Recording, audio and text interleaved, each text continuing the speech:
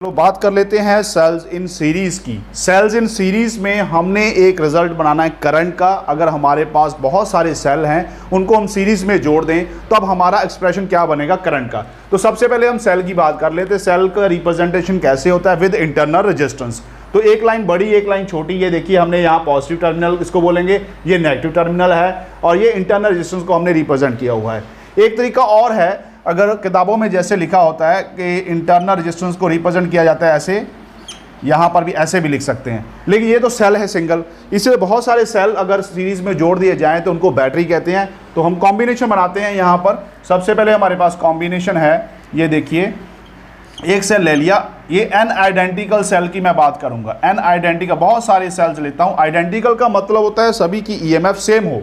तो यहाँ पर एक पॉजिटिव, ये नेगेटिव, ये इंटरनल रेजिस्टेंस, एक और मैंने सेल लगा दिया, इसकी भी EMF सेम रहेगी। मान लीजिए ये E हो गया, ये E हो गया और यहाँ पर भी इसकी इंटरनल रेजिस्टेंस स्मॉल r।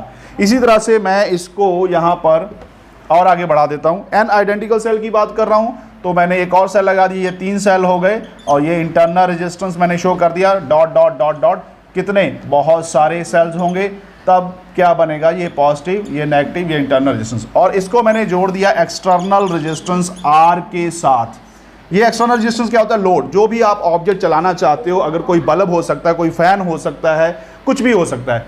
तो हम बात करने जा रहे हैं टोटल करंट। तो टोटल करंट का ओम्स लॉ के हिसाब से अगर हम बात करें by Ohm's law, Ohm's law का जो कंसेप्ट होता है V = I × R।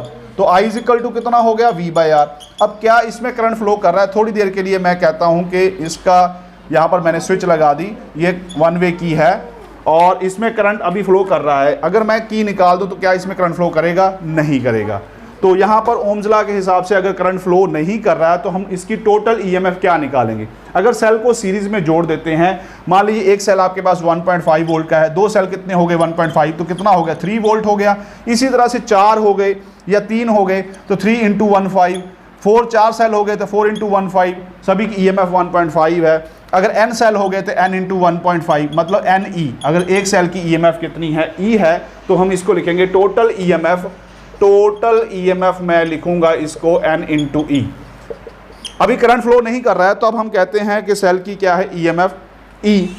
और अगर करंट फ्लो करेगा तो उस समय हम कहेंगे टर्मिनल वोल्टेज, पोटेंशियल डिफरेंस कहेंगे। लेकिन जब करंट फ्लो नहीं कर रहा है तो अब हम इसकी सेल की EMF की बात करेंगे। तो थोड़ा सा और आगे चलते हैं। तो हमने बात की है टोटल EMF की, तो टोटल EMF कितना हो गया हमारे पास NE। अब हम टोटल रेजिस्टेंस की बात कर लेते हैं, सर्किट की कितनी होगी। तो टोटल रेजिस्टेंस में हमने जोड़ना है इंटरनल और एक्सटर्नल। तो इंटरनल को हमने देखना है कैसे, इंटरनल प्लस एक्सटर्नल। एक्सटर्नल तो हमारे पास है R, वो लगा दिए, लेकिन इंटरनल रेजिस्टेंस क्या है, सभी सेल्स क्या थे, सीरीज में थे। अगर वो सीरीज में थे तो सीरीज के लिए रजिस्टर इन सीरीज आप 10th क्लास में पढ़कर आए हो। अगर सीरीज में सेल होंगे तो उनको कैसे जोड़ते हैं, ये आपने पढ़ा होगा, R1 + R2 + R3। तो ये टोटल रेजिस्टेंस, यहाँ पर हमारे पास क्या स्मॉल r है, तो इनको अगर ऐड करेंगे, बहुत सारे सेल हैं तो R + R + R कहाँ तक, R + R कितने, 2 हुए तो 2R हो गया, 3 हुए 3R हो गए। अगर n सेल हैं, n सेल के लिए तो हम क्या लिखेंगे, n × R। तो मैं यहाँ पर सीधा सीधा लिख दूंगा इंटरनल रेजिस्टेंस जो है टोटल हमारे पास क्या आएगी, n × R आएगी। अब ओम्स लॉ के हिसाब से टोटल EMF कितनी है हमारे पास, n × E। टोटल रेजिस्टेंस कितनी है यहाँ पर, NR + R। This is your expression current का। अगर सेल को कॉम्बिनेशन, सेल का कॉम्बिनेशन की बात कर रहे हैं, सेल्स इन सीरीज, तो सेल्स इन सीरीज में हमारे पास करंट का जो एक्सप्रेशन आएगा वो ये आएगा। अब इसके हम स्पेशल केस की बात कर लें, उसके बाद हमारा ये लेक्चर खत्म हो जाएगा। सेल्स इन सीरीज में सबसे पहले हम बात करने जा रहे हैं कि जो एक्सटर्नल R है रेजिस्टेंस, ये बड़ा या छोटा, हमें कैसे पता चलेगा कि सेल को सीरीज में जोड़ना है कि सेल को पैरेलल में जोड़ना है। इसके लिए हम एक छोटा सा एक्सपेरिमेंट करते हैं। देखिए यहाँ पर हम एक्सटर्नल रेजिस्टेंस की अगर बात करें, क्या उसको सीरीज में जोड़ना है या पैरेलल में जोड़ना है, हमें कैसे पता चलेगा कि सेल का कॉम्बिनेशन सीरीज में होगा या पैरेलल में होगा। तो मान लीजिए हमने पहले R को बड़ा ले लिया। R क्या है हमारे पास, केस 1। केस 1 हमारे पास क्या है, एक्सटर्नल रेजिस्टेंस R बहुत बड़ा है। अगर ये 1 2 3, हाँ जी, तो हम बात कर रहे थे यहाँ पर अगर एक्सटर्नल रेजिस्टेंस हमारी बहुत बड़ी है तब हमारा इसका क्या यूज़ होगा। हमारे पास जो एक्सप्रेशन है I = NE/R + NR। फिजिक्स के कंसेप्ट में आपको पता है कोई भी चीज़ अगर छोटी है तो उस निगलेक्ट कर दिया जाता है। तो मान लीजिए यहाँ पर एन आर क्या अगर छोटा है, एक्सटर्नल आर क्या है बड़ा है, तो इसको क्या करेंगे, एन आर को क्या करेंगे, निगलेक्ट करेंगे। तो आई कितना आएगा, एन ई बाई आर।